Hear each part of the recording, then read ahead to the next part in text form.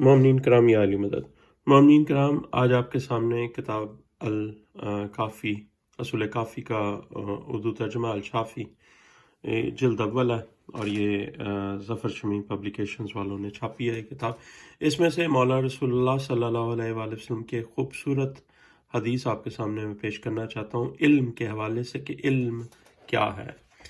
اس کے حوالے سے مولا کی حدیث جو ہے وہ صفحہ نمبر 106 پر ہے، جلد اول ہے، دیکھ رہے ہیں الشافی اردو ترجمہ جو الکافی کا، اور کتاب العقل والجہل۔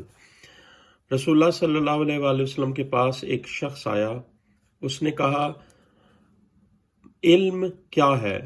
آپ صلی اللہ علیہ وآلہ وسلم نے فرمایا خاموش رہنا۔ پھر اس نے پوچھا پھر کیا ہے؟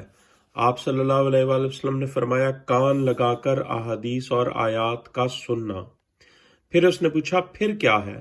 آپ صلی اللہ علیہ وآلہ وسلم نے فرمایا ان کو یاد کرنا، یعنی ان احادیث اور آیات جو سنی ہے کان لگا کر ان کو یاد کرو اور پھر ان پر عمل کرو۔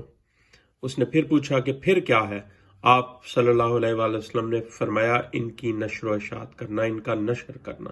یعنی علم کیا ہے کہ خاموش رہو، کان لگا کر احادیث اور آیات کو سنو، پھر ان کو یاد کرو اور ان پر تمام جو ان پر عمل کرو، اور پھر ان کو نشر کرو، دوسروں کے ساتھ ان کو شیئر کرو، ان کو بتاؤ، ان کو بھیجو یہ احادیث۔